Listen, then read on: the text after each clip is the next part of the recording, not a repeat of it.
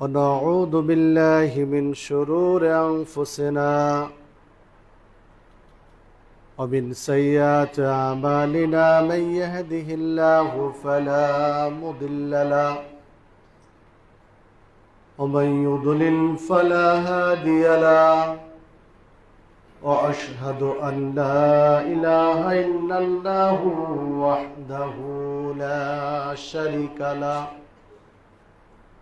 وأشهد أن محمدا عبده ورسوله أرسله بالحق بشيرا ونذيرا وداعيا إلى الله بإذنه وسراجا منيرا أما بعد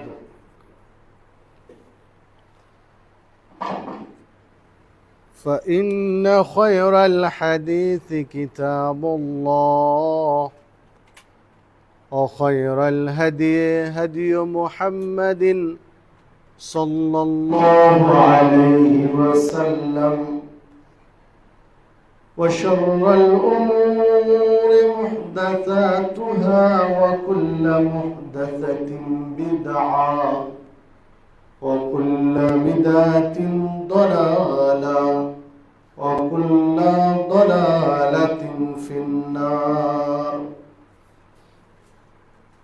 أعوذ بالله من الشيطان الرجيم. بسم الله الرحمن الرحيم.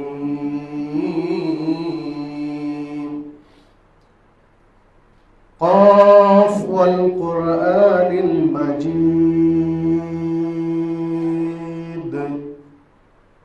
بل عجبوا أن جاءهم منذر منهم فقال الكافرون هذا شيء عجيب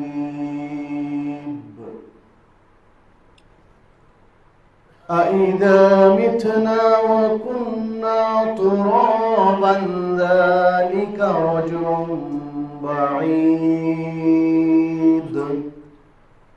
قد علمنا ما تنقص الأرض منهم وعندنا كتاب حفيظ. وقال الله تعالى في موضع آخر ما يلفظ قول إلا لديه رقيب عتيد. وقال الله تعالى في موضع آخر يا أيها الذين آمنوا اتقوا الله حق تقاته ولا تموتن إلا وأنتم مسلمون. وقال الله تعالى في موضع آخر يا أيها الذين آمنوا اتقوا الله وقولوا قولا سديدا. عن أبي هريرة رضي الله عنه قال قال رسول الله صلى الله عليه وسلم من كان يؤمن بالله واليوم الآخر فلا يؤذي جاره ومن كان يؤمن بالله واليوم الآخر فليكرم ضيفه ومن كان يؤمن بالله واليوم الآخر فليقل خيرا أو ليصمت. رواه البخاري. وعن أبي هريرة رضي الله عنه قال قال رسول الله صلى الله عليه وسلم كل أمتي يدخلون الجنة إلا من أبى قالوا يا رسول الله ومن أبى قال من أطاعني دخل الجنة ومن عصاني فقد أبى رواه البخاري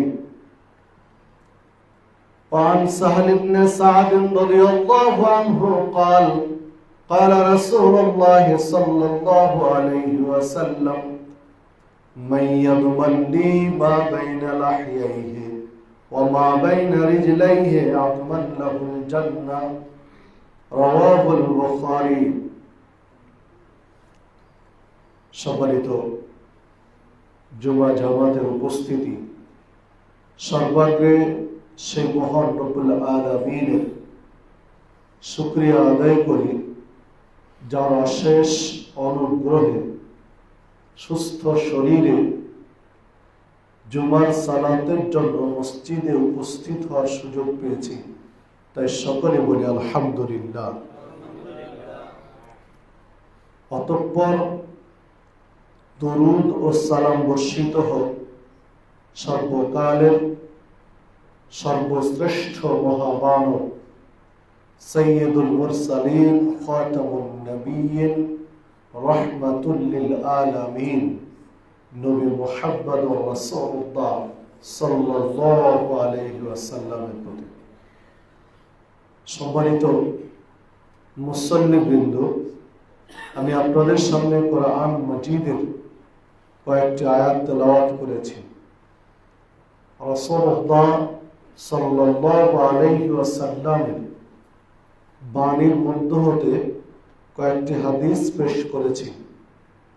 এর আলোকে আজকে আমার আলোচনার বিষয় জবানের হেফাজত তথা জিহ্বার নিয়ন্ত্রণ উল্লেখিত বিষয়ের উপরে কোরআন মাজিদ, সহিহ হাদিস, প্রাসঙ্গিক কিছু কথা বলে আলোচনার ইতি টানব ইনশাআল্লাহ। ওয়া মা তাওফীকি ইল্লা বিল্লাহ আলাইহি তাওয়াক্কালতু ওয়া ইলাইহি উনীব। সম্মানিত দ্বীনী ভাতৃমণ্ডলী, আল্লাহ রাব্বুল আলামিনের সৃষ্টি জগতের মধ্যে এক ভিন্ন সৃষ্টি হচ্ছে মানুষ। যে মানুষকে আল্লাহ রাব্বুল আলামিন নিজ হাতে সৃষ্টি করেছেন,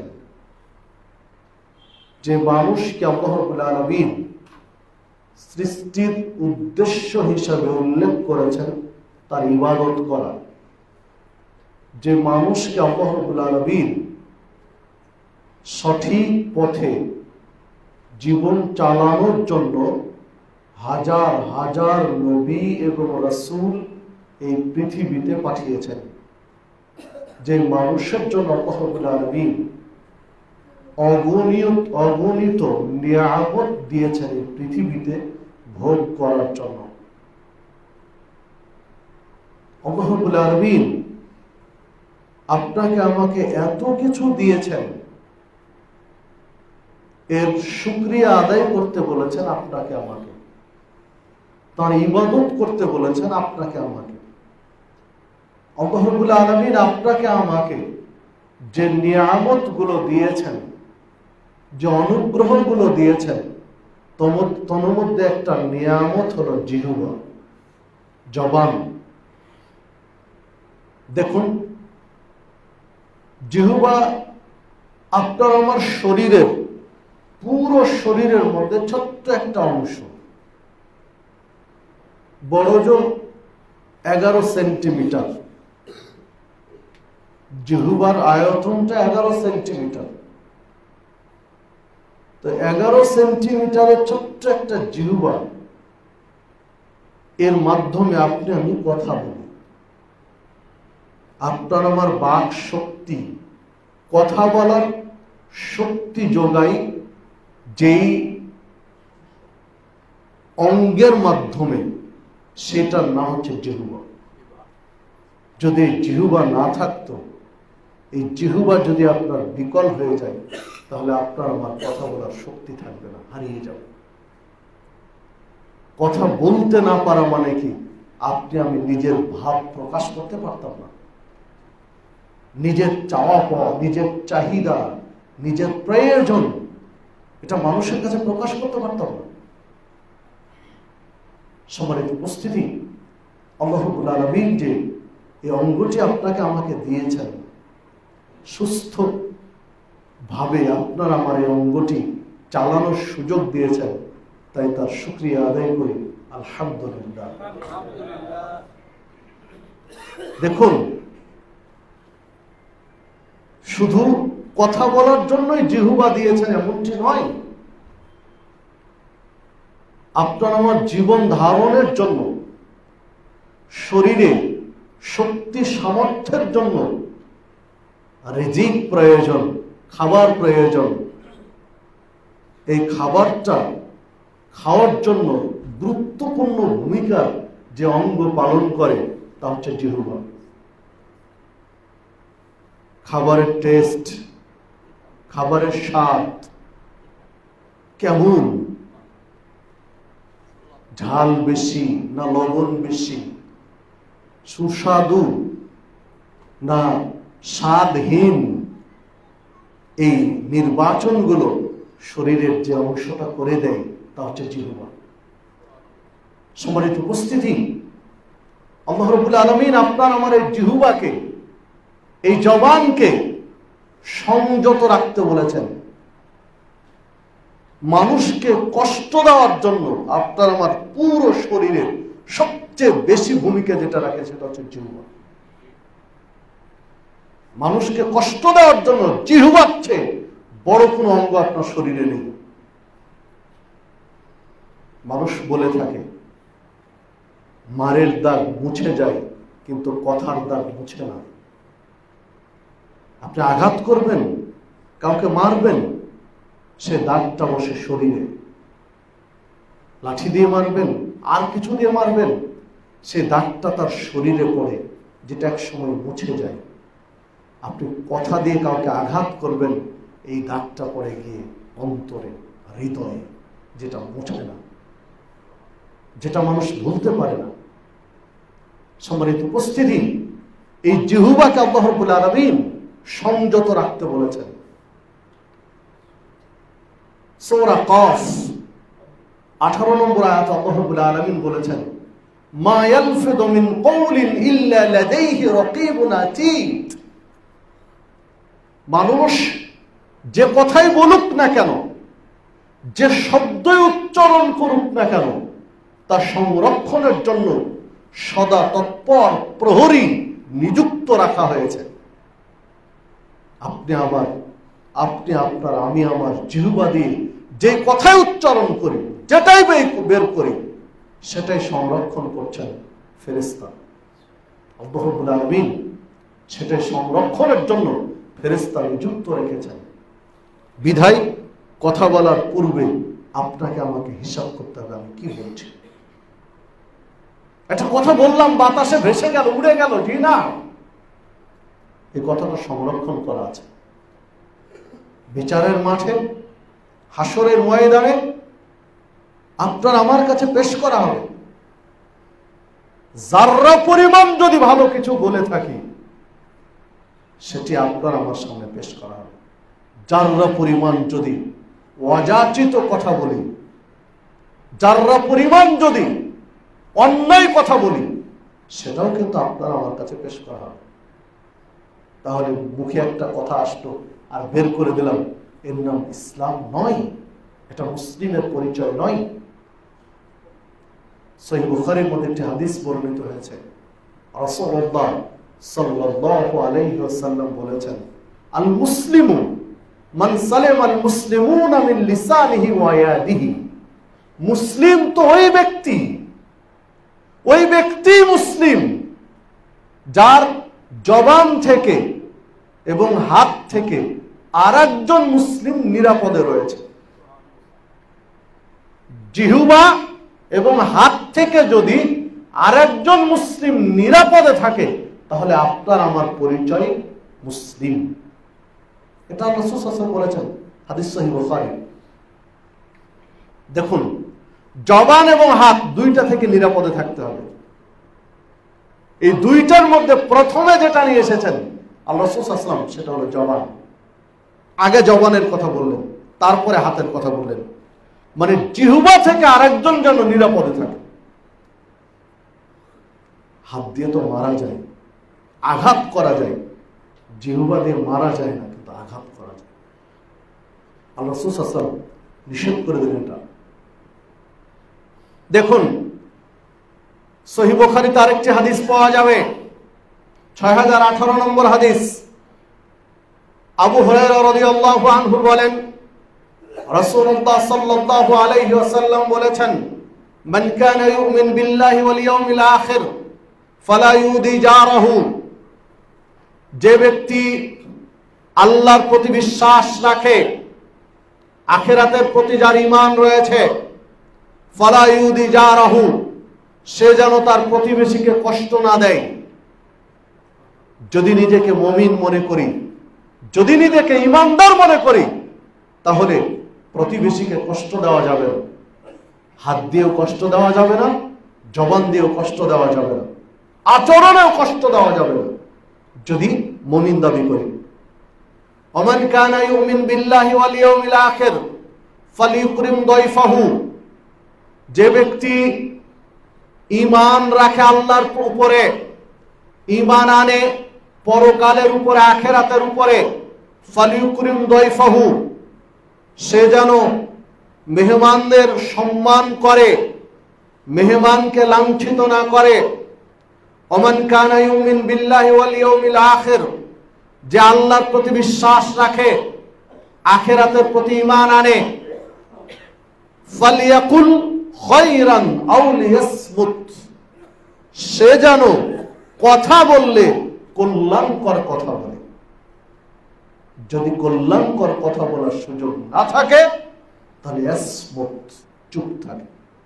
যেটা বোঝানোর জন্য আমি হাদিসটি পেশ করেছি, সহিহ বুখারীর হাদিস।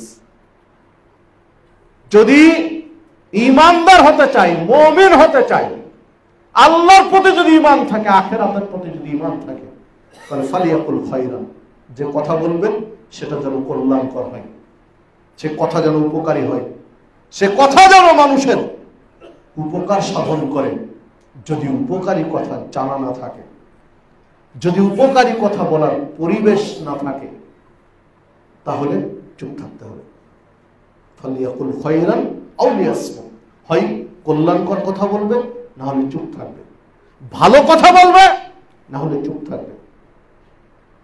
সম্মানিত উপস্থিতি, দেখুন, রাসূলুল্লাহ সাল্লাল্লাহু আলাইহি ওয়াসাল্লামকে একজন সাহাবী জিজ্ঞাসা করলেন, হে রাসূল সাল্লাল্লাহু আলাইহি ওয়াসাল্লাম, আমার জন্য যত বিপদ রয়েছে, আমার জন্য যত ভয়ঙ্কর সমস্যা রয়েছে, তার মধ্যে সবচেয়ে বড় বিপদের নাম কি?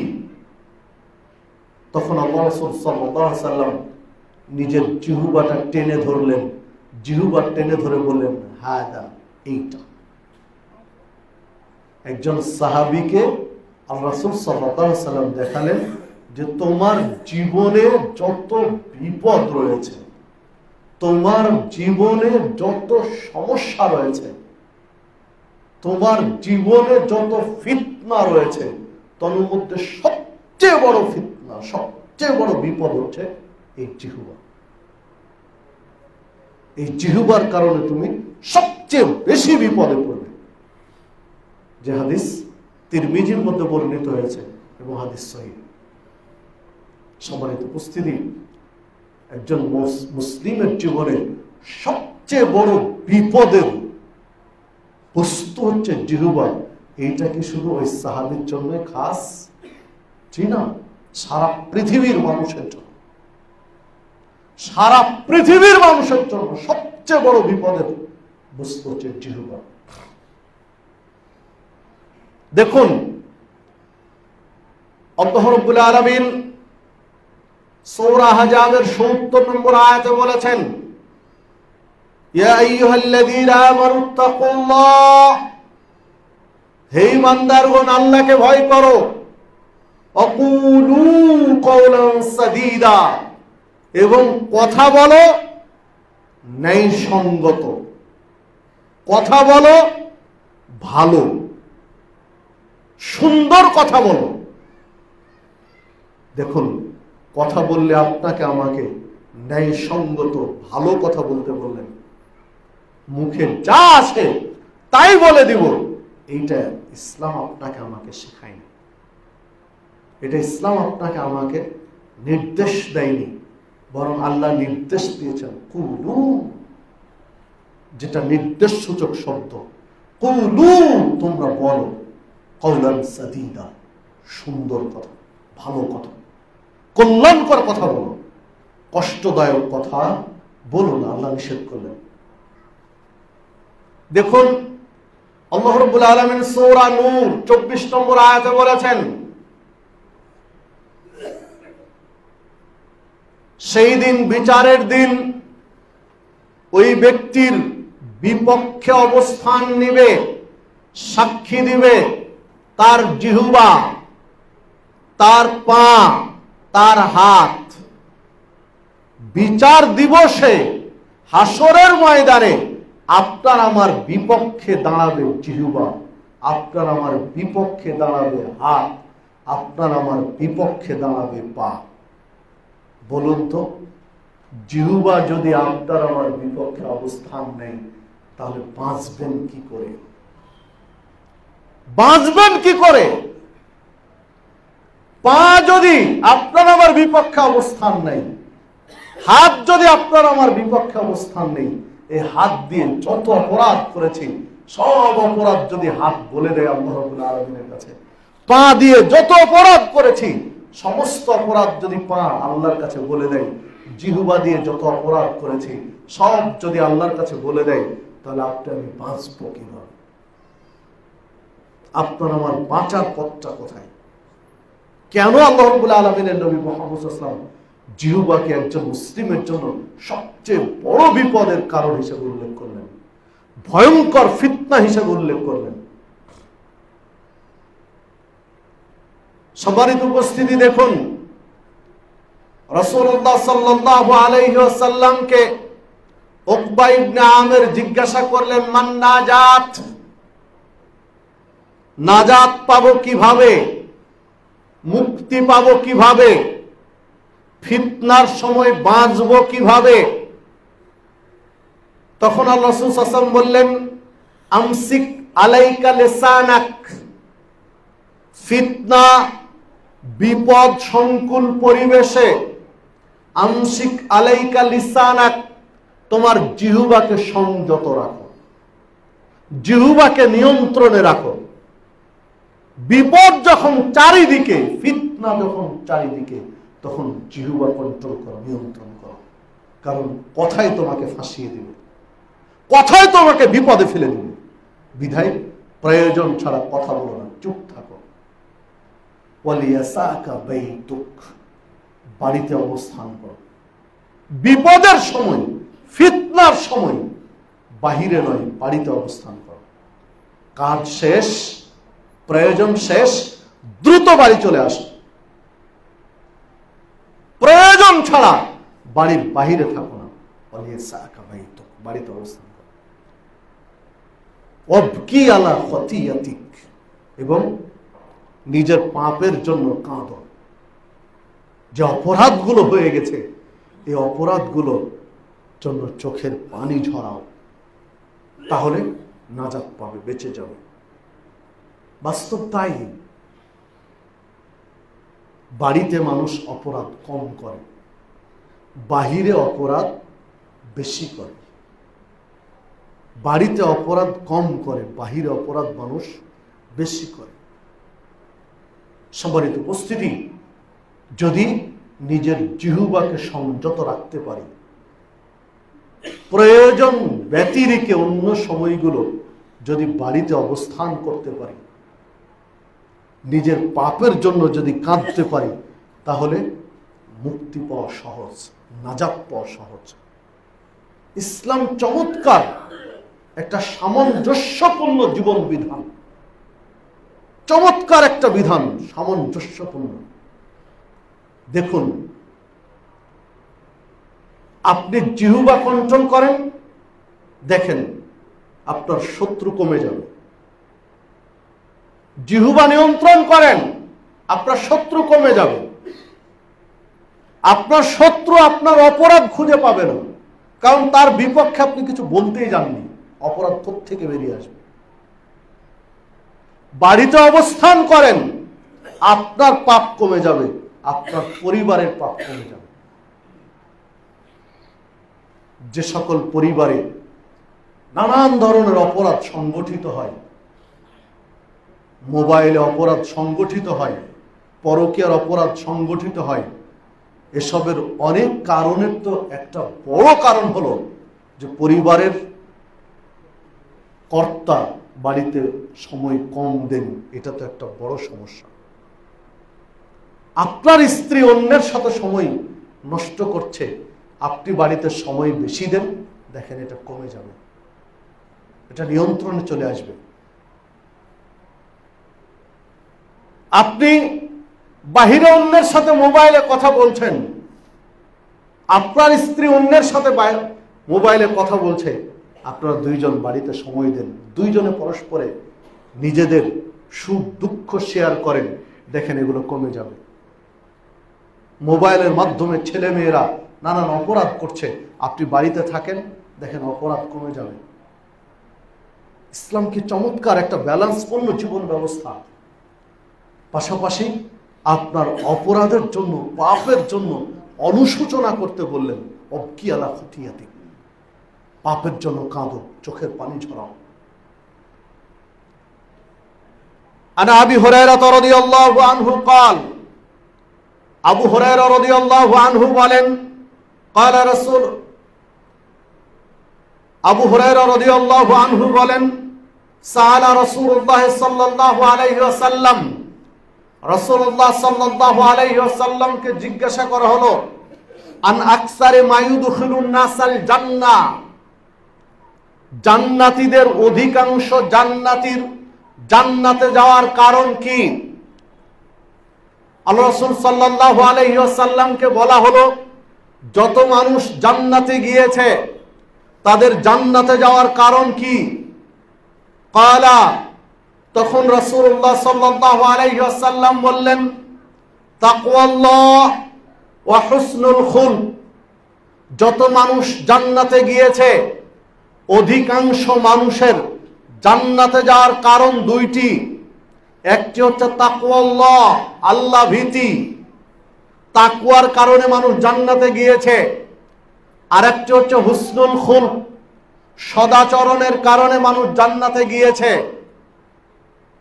যাদের মধ্যে দুইটি গুণ রয়েছে, তাকওয়া আল্লাহ ভীতি এবং হুসনুল খুলক সদাচরণ, এই ব্যক্তিগুলোর জন্য জান্নাতে যাওয়া সহজ। তাকওয়া এবং সদাচরণ না থাকলে তার জন্য জান্নাতে যাওয়া কঠিন, প্রায় অসম্ভব।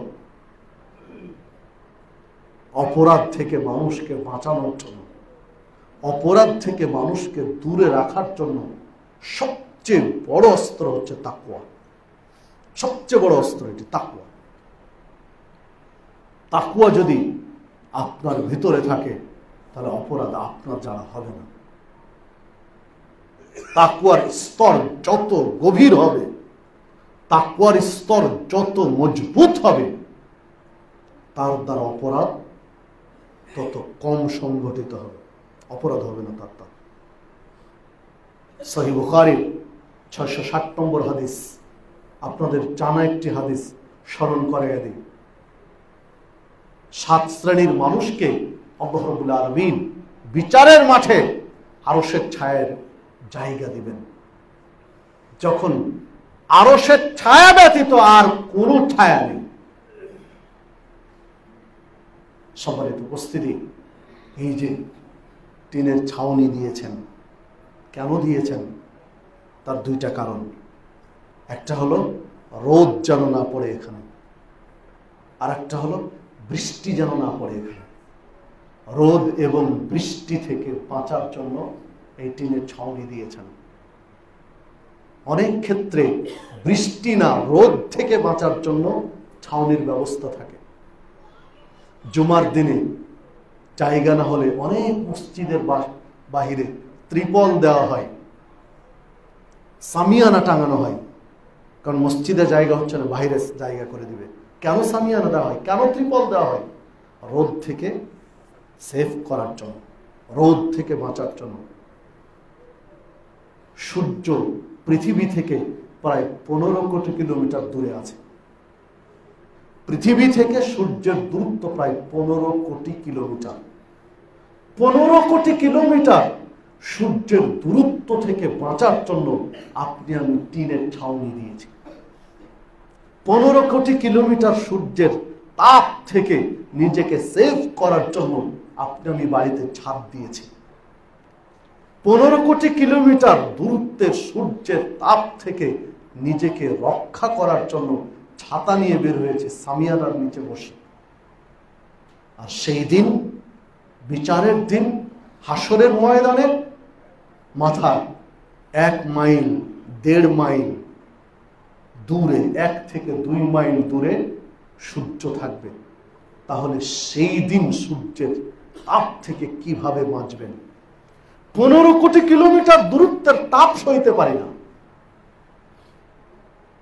তো সেই দিন তো মাত্র 1 মাইল উপরে আছে, সেই দিন কি করবেন? সেই দিনের একটা প্রসঙ্গ আল্লাহ রাব্বুল আলামিন বলেছেন হাদিসে কুদসি। আল্লাহ রাসূল সাল্লাল্লাহু আলাইহি ওয়াসাল্লাম বলেছেন যে সেই দিন আল্লাহর আরশের ছায়া ব্যতীত আর কোনো ছায়া নেই। 7 শ্রেণীর মানুষকে আল্লাহ ডেকে নেবেন তার আরশের ছায়ায় আশ্রয় দেওয়ার জন্য।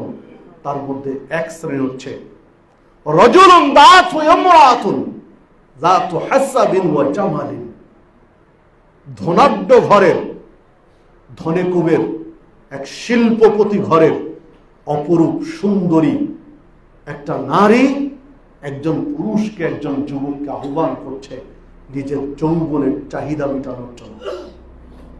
যুবককে ডাক দিচ্ছে, আহ্বান জানাচ্ছে, মেয়ে তাকে প্রস্তাব দিচ্ছে, আসো আমরা একটু আনন্দ করি। তখন ওই যুবক বলছে, ইন্নী আখাফুল্লাহ, আমি আল্লাহকে ভয় করি।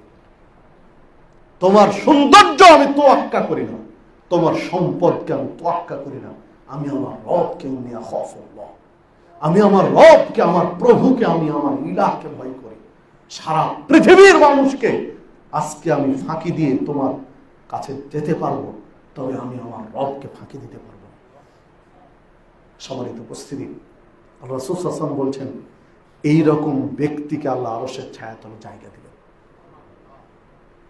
দেখুন তো, একটা পুরুষ, একটা যুবক, একটা পুরুষ মানুষ নিজের যৌবনের চাহিদা মেটানোর জন্য মেয়েদের পেছনে ঘুরঘুর করে, অথচ এইরকম একটা সুযোগ পেয়ে নিজেকে নিয়ন্ত্রণ করছে। কিসের বিনিময়ে?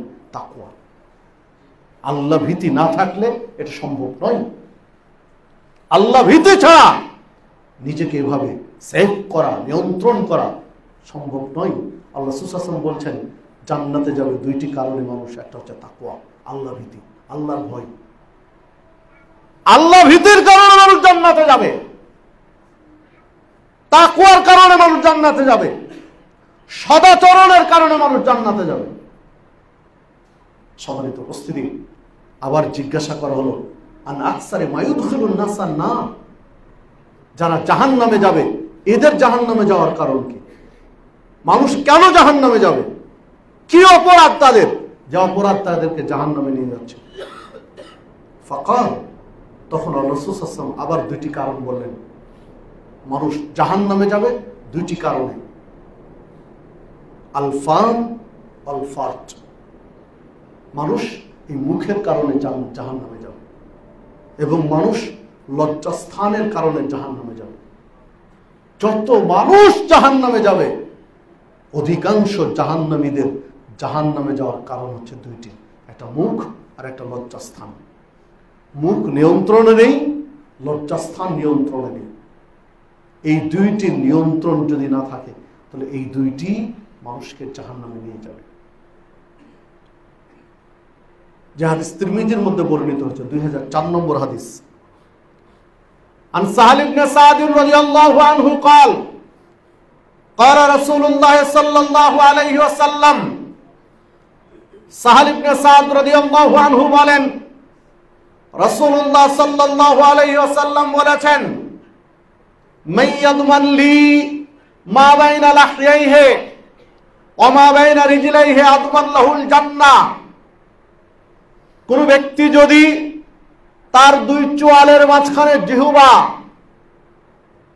দুই পায়ের মাঝখানের লজ্জাস্থান, এই দুইটির জিম্মেদারি নিতে পারে, জিহ্বার জামিনদার হতে পারে, লজ্জাস্থানের জামিনদার হতে পারে, জিহ্বার লজ্জাস্থান দ্বারা কোনো অপরাধ করবে না, এই দুইটির সঠিক ব্যবহার করবে, এই নিয়ন্ত্রণ যদি কেউ নিতে পারে, জিম্মেদার নিতে পারে, আদমাল্লাহুল জান্নাহ, আমি নবী তার জন্য জান্নাতের জামিনদার হলাম। সম্মানিত উপস্থিতি, আপনি দুইটা কন্ট্রোল করেন, জিহ্বা এবং লজ্জাস্থানকে নিয়ন্ত্রণ করেন, আল্লাহ রাসূল সাল্লাল্লাহু আলাইহি ওয়াসাল্লাম বলছেন, আমি তার জন্য জান্নাত নিয়ে দিব আল্লাহর কাছ থেকে। সহিহ বুখারী 3494 নম্বর হাদিস এটি। মানে এই দুইটি নিয়ন্ত্রণ করতে পারলে জান্নাত পাওয়া সহজ। অধিকাংশ মানুষের দেখেন এই দুইটি নিয়ন্ত্রণে নেই, জিহ্বা নিয়ন্ত্রণে নেই, লজ্জাস্থান নিয়ন্ত্রণে নেই। এই দুইটি পাপ মানুষকে জাহান্নামের দিকে নিয়ে যাচ্ছে। এই দুইটি নিয়ন্ত্রণ করতে পারি, জান্নাতে যাওয়া সহজ। যদি না পারি, তাহলে জাহান্নামের রাস্তা খোলা। সম্মানিত উপস্থিতি, অন্য আরেকটি হাদিসে রয়েছে, রাসূলুল্লাহ সাল্লাল্লাহু আলাইহি ওয়াসাল্লাম বলেছেন, মানুষ মারা যাওয়ার পরে সর্বপ্রথম যে অঙ্গে পচন ধরে, মানুষ মৃত্যুর পরে যে অঙ্গে সর্বপ্রথম পচন ধরে, সেই অঙ্গের নাম হলো পেট। এটা আধুনিক বিজ্ঞানও বলছে, আধুনিক বিজ্ঞানের গবেষণাও তাই, যে মানুষ মৃত্যুর পরে সবার আগে পচে যায় তার পেট। পেটে সর্বপ্রথম পচন ধরে। আল্লাহ রাসূল সাল্লাল্লাহু আলাইহি ওয়াসাল্লাম বলছেন, যেহেতু পেট প্রথমে পচে, বিধায় তুমি এই পেটে যা দিবে তা হালাল দেও, হারাম দিও না, কারণ এটাই প্রথম নষ্ট হবে। এখানে হালাল কিছু দাও, হারাম দিও না। তো এই পেটটা ভরানোর জন্যই সারা পৃথিবীর মানুষ সারা দিন পাগলের মতো ছুটে বেড়ায়। সারা পৃথিবীর সমস্ত মানুষ তার জীবনের অধিকাংশ সময় ব্যয় করেছে তার এই পেট ভরানোর জন্য। যে যেভাবে বিশ্লেষণ করেন না কেন, মূল কথা কিন্তু এটাই।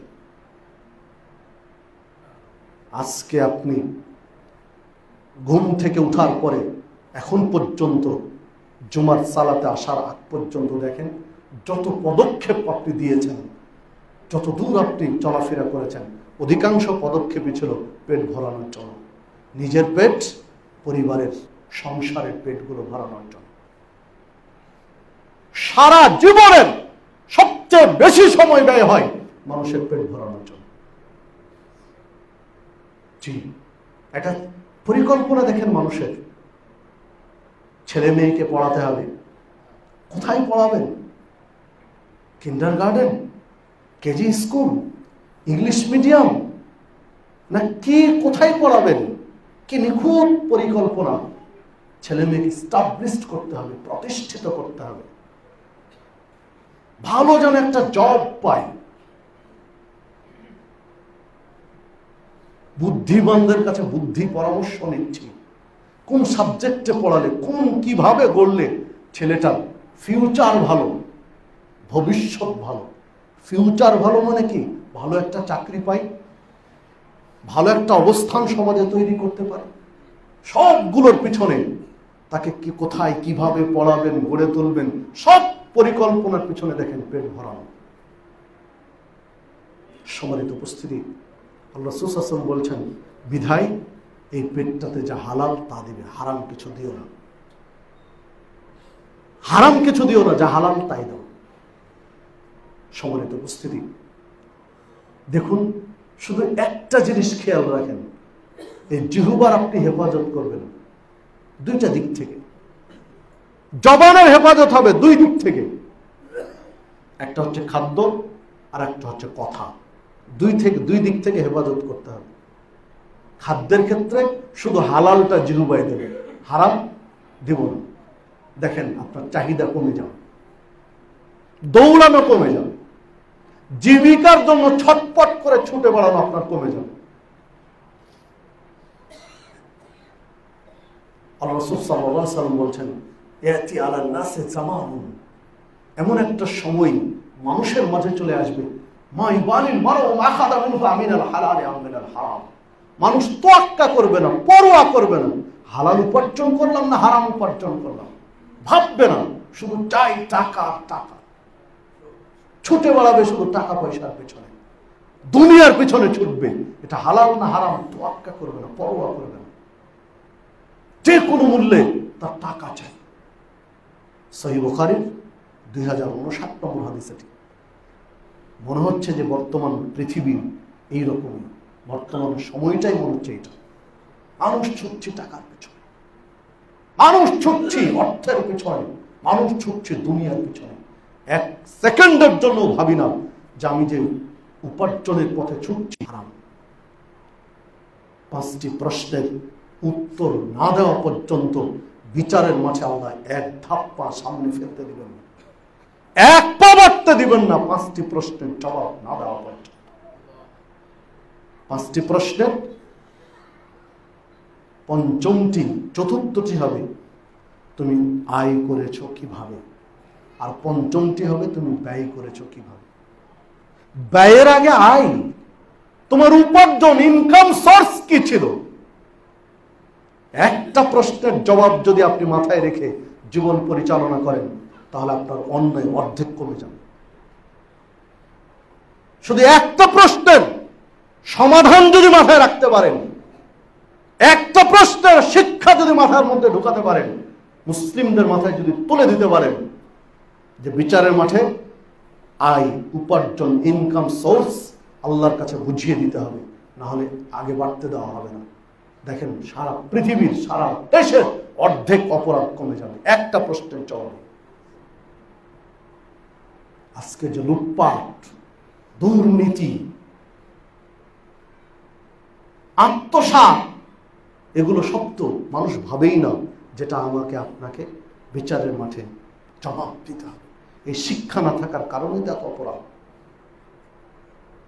সম্মানিত উপস্থিতি, রাসূলুল্লাহ সাল্লাল্লাহু আলাইহি ওয়াসাল্লাম বলছেন, ইন্নাল্লাহা তাইয়্যিব লা ইয়াকবালু ইল্লা তাইয়্যিব, আল্লাহ পবিত্র, আল্লাহ পবিত্র ছাড়া অপবিত্র জিনিস কবুল করেন না।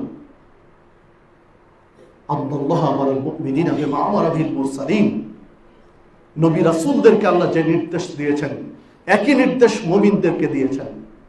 সুম্মা যাকারা রাজুল ইউতিলিস সাফা আশআতা ওয়া আকবার ইয়ামুদ্দু ইয়াদাইহি ইলাস সামা, একটা লোকের উদাহরণ দিলেন, যে লোকটার চুলগুলো এলোমেলো, পোশাক ধুলিবালি যুক্ত, ইয়ামুদ্দু ইয়াদাইহি ইলাস সামা, লোকটা আসমানের দিকে হাত তুলে বলছে, ইয়া রাব্বি ইয়া রাব্বি, ডাকছে হে আমার রব, হে আমার রব বলে আল্লাহকে ডাকছে, মানে প্রার্থনা করছে, মোনাজাত করছে।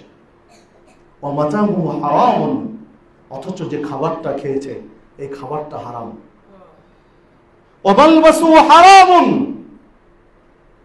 যে পোশাকটা পরে আছে পোশাকটা হারাম। ওয়া মাশরাবুহু হারামুন, যে পানি পান করেছে এটাও হারাম।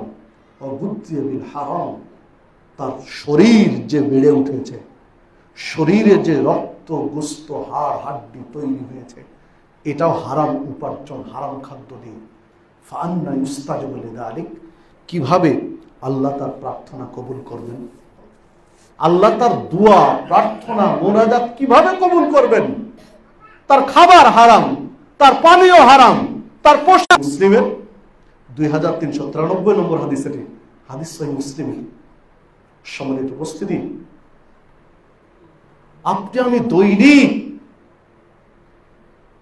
5 ওয়াক্ত সালাতে বলে ভিতরে করজোরে 2 হাত বুকে বেঁধে আত্মসমর্পণ করে বলছি, ইয়্যাকা না'বুদু ওয়া ইয়্যাকা নাস্তাঈন, আল্লাহ ইবাদত করি এবং কেবল তোমার কাছে সাহায্য চাই। কি চাই? ইহদিনাস সিরাতাল মুস্তাকিম, আল্লাহ তুমি সিরাতে মুস্তাকিমের উপর জীবন যাপন করার তৌফিক দাও, জান্নাতের পথে তৌফিক দাও। এই প্রার্থনা যে আল্লাহর কাছে করছি, এটা তো একটা প্রার্থনা, এটা তো একটা দুয়া, এটা তো একটা ইবাদত। একটু কি ভেবেছি যে আমি যে হারাম খাদ্য খেয়ে আল্লাহকে কবুল করেন না হালাল ছাড়া? এটা কি একবার ভেবে দেখেছি? আপনার আমার খাবার হারাম, পানীয় হারাম, পোশাক হারাম, হারামের উপর পরিবার গড়ে তুলেছি। আল্লাহ তো হালাল ছাড়া হারাম কবুল করেন না, এটা স্পষ্ট করে দিয়েছেন তার নবীকে দিয়ে। তাহলে জিহ্বা নিয়ন্ত্রণ করতে হবে হারাম খাদ্য থেকে, জবানের হেফাজত এমনিতে আপনাকে ছেড়ে দিতে হবে। সুদি কারবার করবেন, সুদ ভিত্তিক লেনদেন করবেন, সুদে অর্থ বাড়াবেন, আপনার মাথায় তখন আঘাত করবে যে কি হবে আমার এই টাকা পয়সা, না হয় সুদে আমি কেন লেনদেন করব। দেখেন, সুদ আপনি অটোমেটিক ছাড়তে বাধ্য। তাকওয়া যদি আপনার ভিতরে থাকে, আল্লাহ ভীতি যদি আপনার মধ্যে থাকে, তাহলে সুদ ছাড়তে আপনি বাধ্য। যে আমি তো মুসলিম, আমি আল্লাহর কাছে প্রার্থনা করি ইহদিনাস সিরাতাল মুস্তাকিম, তাহলে আমি হারাম খাদ্য খেয়ে প্রার্থনা করে কি করব? অটোমেটিক ছেড়ে দিতে হবে, চাহিদা কমে আসবে। ঘুষ নিবেন, বিড়ি সিগারেট জর্দাগুলো আপনি খাবেন, এগুলো তো হারাম। ইয়াবা, হিরোইন, ফেন্সিডিল কোন মুসলিম নিবে? হাতে নেওয়ার সাথে সাথে তার ব্রেন তাকে মেসেজ সম্ভব। কেননা 1 বিঘা জমি যদি কেউ জোর করে ছিনিয়ে নেয়, কৌশলে নিয়ে নেয়, বিচারের মাঠে 7 স্তর জমিন আল্লাহ তার গলায় ঝুলিয়ে দিবেন। যারা তারা এগুলো বুঝে না, কি করবেন জমি দিয়ে? বাবা মারা গেছে, ভাই বোনে বাবার সম্পদ ভাগ করছেন, সম্পদের দাম অনেক বেড়ে গেছে আপনার এলাকায়, করে বোনকে 5% কম দিয়ে আপনি 5% বেশি নিলেন। ভাই কি করবেন 5%? আপনার বিচারের মাঠে আপনার গলায় 7 স্তর জমি ঝুলিয়ে দিবেন। আমরা কি করবেন জমি? কি করবেন এই সম্পদ যদি জাহান্নামের আগুন থেকে বাঁচতে না পারেন? সম্মানিত উপস্থিতি, অপরাধ আপনাকে তাকওয়া বাঁচাইয়ে দিবে যে না, হ্যাঁ, বোনকে সম্পদ ঠিকই বুঝিয়ে দিলেন, কিন্তু কোথায় দিলেন? রাস্তার পাশে 5 লক্ষ টাকা শতাংশ, 6 লক্ষ টাকা শতাংশ এই জমিটা আপনি নিলেন, ওইখান থেকে বোনকে দিলেন। জি না, এটা ইসলাম বলে না। 2 জায়গা থেকে বোনকে দেন, আর না হলে জমির মূল্যের দিকে খেয়াল রেখে ভাগ বন্টন করেন। যদি অন্য জায়গা থেকে, বাড়ির পাশে 5% জায়গা যদি আপনারই প্রয়োজন হয় আপনার ছেলে মেয়ের বাড়ি বানানোর জন্য, বোন তো অন্য জায়গায় চলে গেছে বিয়ে করে, তাহলে বোনকে বুঝিয়ে আপনি জমির ভ্যালুয়েশন অনুযায়ী আপনাকে সম্পদ ভাগ করতে হবে। দামের দিকে বিবেচনা করে যে বোন, বাড়ির পাশের জমিটা আমি নিচ্ছি, ঠিক এই দামে যতটুকু হয় ওই জায়গা থেকে তোমাকে দিচ্ছি, যেহেতু তুমি এখানে বাড়ি করবা না, এটার দরকার আমার। বুঝিয়ে জমির মূল্য। ফাসেকি কাজ, হত্যা করা কুফরি কাজ। একজন মুসলিমকে গালি দিলেন মানে আপনি ফাসেক, একজন মুসলিমকে গালি দিলেন মানে আপনি পাপাচার। রাসূলুল্লাহ সাল্লাল্লাহু আলাইহি ওয়াসাল্লাম বলেছেন, লা ইয়াদখুলুল জান্নাহ কাত্তাতুন, জান্নাতে প্রবেশ করবে না গীবতকারী। যে হাদিস সহিহ বুখারী মুসলিমে বর্ণিত হয়েছে, আর সহিহ মুসলিমের বর্ণনায় রয়েছে নাম্মাম, চুগলখোর, যে একজনের কথাতে যাবে না। দেখুন তো অপরাধগুলো সমাজে আছে কিনা নেই।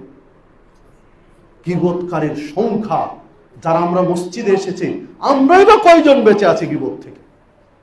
অন্য মানুষ বাদ দিলাম, যারা ধর্ম তাদের কথা বাদই দিলাম, যারা আমরা সালাত পড়ি, যারা আমরা মসজিদ মুখী, আপনি আমি কয়জন বেঁচে আছি গীবত থেকে? অথচ আল্লাহ রাসূল সাল্লাল্লাহু আলাইহি ওয়াসাল্লাম বলছেন যে ব্যক্তি গীবত করবে সেই ব্যক্তি জান্নাতে প্রবেশ করতে পারবে না। যে ব্যক্তি চুগলখোর, একজনের কথা আরেকজনকে গিয়ে লাগাবে, ওর কথা একে এসে লাগাবে, এই চুগলখোর জান্নাতে যেতে পারবে না। এত স্পষ্ট কথা বলার পরেও, থাকার পরেও কই আপনি আমি তো বেঁচে থাকতে পারছি না, জিহ্বাকে হেফাজত তো করতে পারছি না।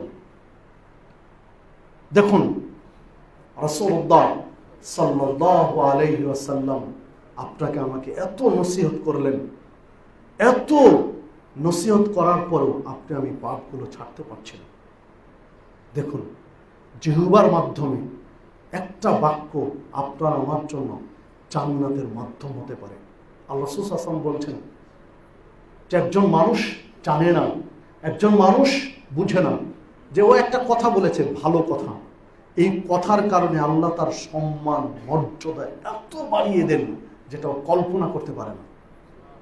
আবার একটা এমন নোংরা কথা বলেছে, এই কথার কারণে তাকে আল্লাহ অধঃপতন ঘটাতে ঘটাতে এমন পর্যায়ে নিয়ে যান যে জাহান্নামের তলদেশে তাকে চলে যেতে হয় একটা কথার কারণে। তাহলে কথা বলতে হবে, যে হাদিস সহিহ বুখারী মুসলিমের মধ্যে রয়েছে, কথা বলতে হবে আপনাকে আমাকে হিসাব করে, কথা বলতে হবে আপনাকে আমাকে খুব হিসাব করে, কথা বলতে হবে আপনাকে আমাকে খুব মেপে। এটা ইসলাম বলেছে। আপনার আমার কথা দিয়ে যেন অন্যরা আঘাত না পায়, বরং আপনার আমার জিহ্বায় থাকবে আল্লাহর জিকির, তাসবিহ। চারটা বাক্য আল্লাহর কাছে সবচেয়ে প্রিয়, সুবহানাল্লাহ, আলহামদুলিল্লাহ, ওয়ালা ইলাহা ইল্লাল্লাহ, আল্লাহু আকবার। সুবহানাল্লাহ, আলহামদুলিল্লাহ, লা ইলাহা ইল্লাল্লাহ, আল্লাহু আকবার। এই চারটা বাক্য আল্লাহর কাছে সবচেয়ে প্রিয়। এই চারটা বাক্য আপনার আমার জিহ্বায় থাকতে হবে। আল্লাহর কাছে প্রিয় বাক্য হচ্ছে সুবহানাল্লাহি ওয়া বিহামদিহি সুবহানাল্লাহিল আযীম। আল্লাহর কাছে প্রিয় বাক্য হচ্ছে সুবহানাল্লাহিল আযীম ওয়া বিহামদিহি। আল্লাহ রাসূল সাল্লাল্লাহু আলাইহি ওয়াসাল্লাম বলছেন, বিচারের মাঠে সফল মুমিন হচ্ছে যে ব্যক্তির আমলনামায় ইস্তেগফার বেশি। ইস্তেগফার যার যত বেশি, ক্ষমা প্রার্থনা যার যত বেশি, বিচারের মাঠে তার জন্য তত সহজ। ক্ষমা প্রার্থনা করতে হবে আপনাকে আমাকে, সাইয়্যিদুল ইস্তেগফারের মাধ্যমে হতে পারে আল্লাহুম্মা আনতা রাব্বি লা ইলাহা ইল্লা আনতা, অথবা হতে পারে আস্তাগফিরুল্লাহাল্লাযী লা ইলাহা ইল্লা হুয়াল হাইয়ুল কাইয়্যুম ওয়া আতুবু ইলাইহি, অথবা হতে পারে আস্তাগফিরুল্লাহ ওয়া আতুবু ইলাইহি, অথবা হতে পারে আস্তাগফিরুল্লাহ। ইস্তেগফার যার আমলনামায় যত বেশি, বিচারের মাঠে তত আপনার আমার জন্য সহজ। এটাও কিন্তু জিহ্বার মাধ্যমে হয়, জবানের মাধ্যমে হয়। আল্লাহ রাসূল সাল্লাল্লাহু আলাইহি ওয়াসাল্লাম বলছেন, আমি দৈনিক 70 থেকে 100 বার ক্ষমা চাই আল্লাহর কাছে। অথচ তিনি নিষ্পাপ, মাসুম। মুহাম্মদ সাল্লাল্লাহু আলাইহি ওয়াসাল্লাম জিহ্বা কিভাবে নিয়ন্ত্রণ করেছেন দেখুন, জিহ্বাকে কিভাবে কাজে লাগিয়েছেন। মাসুম, নিষ্পাপ হওয়ার পরেও প্রত্যেক দিন অন্তত জিহ্বা দিয়ে 100 বার বলিয়ে নিয়েছেন ইস্তেগফার। আপনি আমি চলতে ফিরতে আজে বাজে গালি না দিয়ে, মানুষের সমালোচনা না করে জিহ্বায় এই তাসবিহগুলো রাখেন। ভালো কিছু দেখছেন সুবহানাল্লাহ, বড় কিছু দেখছেন আল্লাহু আকবার, মনের সাথে পছন্দনীয় কিছু হয়েছে আলহামদুলিল্লাহ, সুবহানাল্লাহ, আস্তাগফিরুল্লাহ। অপরাধ হয়েছে সাথে সাথে আস্তাগফিরুল্লাহ, আস্তাগফিরুল্লাহাল্লাযী লা ইলাহা ইল্লা হুয়াল হাইয়ুল কাইয়্যুম। এটা সমালোচনা না, খেয়াল করেননি, স্বভাব তবিয়ত অনুযায়ী বেরিয়ে গেছে, তৎক্ষণাৎ আস্তাগফিরুল্লাহাল্লাযী লা ইলাহা ইল্লা হুয়াল হাইয়ুল কাইয়্যুম। আল্লাহ রাসূল সাল্লাল্লাহু আলাইহি ওয়াসাল্লাম বলেছেন, ইত্তাকিল্লাহ, আল্লাহকে ভয় করো, ওয়াত্তাবি সাইয়্যাতাল হাসানাতা তামহুহা। যখনই পাপ হয়ে যাবে তখনই একটা নেকির কাজ করো, পাপটা মুছে যাবে। পাপ হওয়ার সাথে সাথে নেকির কাজ করো, পাপটা মুছে যাবে। একটা অন্যায় হয়ে গেছে, সাথে সাথে ইস্তেগফার পাঠ করেন। একটা অন্যায় অপরাধ হয়ে গেছে, পাপ হয়ে গেছে, সাথে সাথে ওযু করে 2 রাকাত সালাত আদায় করেন। একটা পাপ হয়ে গেছে, অন্যায় হয়ে গেছে, সাথে সাথে কিছু টাকা পয়সা দান করেন, ফকিরকে, মিসকিনকে, মসজিদে, মাদ্রাসায়, এতিমখানায় দান করেন।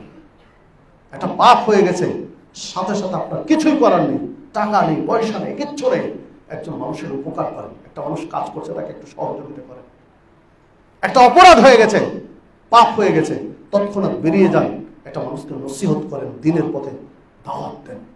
মানে যখনই অপরাধ হয়ে যায় তখনই একটা নেকির কাজ করো, তাহলে নেকির কাজটা পাপটা মুছে দেবে। হাসান, আর মানুষের সাথে সদাচরণে মিলে মিশে চলাফেরা করো। অন্য হাদিসে বলেছেন, মানুষের সাথে তুমি ওইরূপ আচরণ করো তুমি নিজের জন্য যেই রূপ আচরণ পছন্দ করো। নিজের জন্য যেই রূপ আচরণ পছন্দ করি, যে মানুষ আমার সাথে এইভাবে চলুক, আপনি ওইভাবে মানুষের সাথে চলেন। আল্লাহ সাল্লাল্লাহু আলাইহি বলেছেন, আসলে ইসলাম চমৎকার একটা জীবন ব্যবস্থা, কিন্তু ইসলাম থেকে আপনি দূরে সরে গিয়ে আপনার আমার জীবনটা একদম দুর্বিষহ হয়ে উঠেছে।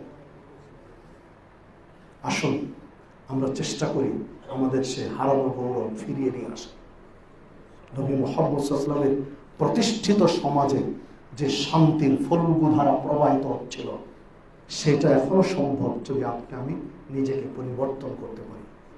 ইন্নাল্লাহা লা ইউগাইয়িরু মা বিকওমিন হাত্তা ইউগাইয়িরু মা বিআনফুসিহিম।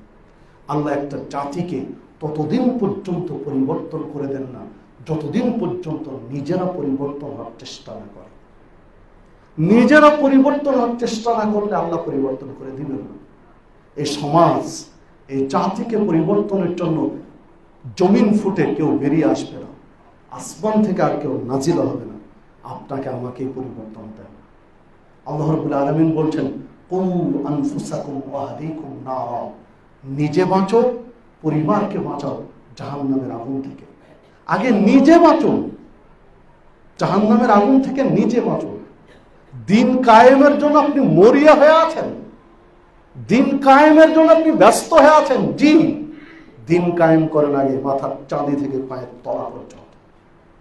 পরিবর্তনটা হতে হবে নিজের থেকে। দিন কায়েমটা শুরু হবে আপনার বডি থেকে। আপনি নিজের বডিতেই দিন কায়েম করতে পারছেন না, কি করবেন সমাজের পরিবর্তন করে? ইসলামী শিক্ষা দিয়েছেন নবী মুহাম্মদ সাল্লাল্লাহু আলাইহি ওয়াসাল্লাম, আগে নিজের জীবনে বাস্তবায়ন করেছেন শরীয়তকে, এরপরে জাতিকে দাওয়াত দিয়েছেন। প্রত্যেকটা সাহাবীর আমলনামায় দেখেন, তারা নিজের আগে নিজের দিন ইসলাম কায়েম করেছেন আগে নিজেদের বডিতে, তারপরে সমাজে ছুটেছেন। আসুন পরিবর্তনটা আগে নিজের থেকে শুরু করি। আগে নিজের বডি, তারপরে ওয়াহালিকুম, পরিবার। নিজে আগে ঠিক হন, পরিবারকে ঠিক করেন, তারপরে দেখেন সমাজ অটোমেটিক ধীরে ধীরে ঠিক হচ্ছে। প্রত্যেকটা ব্যক্তি আজকে যতজন মসজিদে উপস্থিত রয়েছেন, প্রত্যেকটা ব্যক্তি যদি নিজে সংশোধন হয়ে যান, প্রত্যেকটা ব্যক্তি দ্বিতীয় স্টেপে যদি পরিবারকে সংশোধন করে দেন, তাহলে এই এলাকাটা এমনিতেই ভালো হয়ে যাবে, এমনিতেই সংশোধন হবে। আসুন আমরা জিহ্বার হেফাজত করে, নিয়ন্ত্রণ করি। আল্লাহ রাব্বুল আলামিন আমাদের সেই তৌফিক দান করুন। আল্লাহ রাব্বুল আলামিন আপনাকে আমাকে জিহ্বার নিয়ন্ত্রণ করার তৌফিক দান করুন। আপনার আমার এই জিহ্বার বিপদ থেকে বাঁচার তৌফিক দান করুন। আপনাকে আমাকে জান্নাতের মেহমানদের তালিকায় অন্তর্ভুক্ত করে নিন। আল্লাহ রাব্বুল আলামিন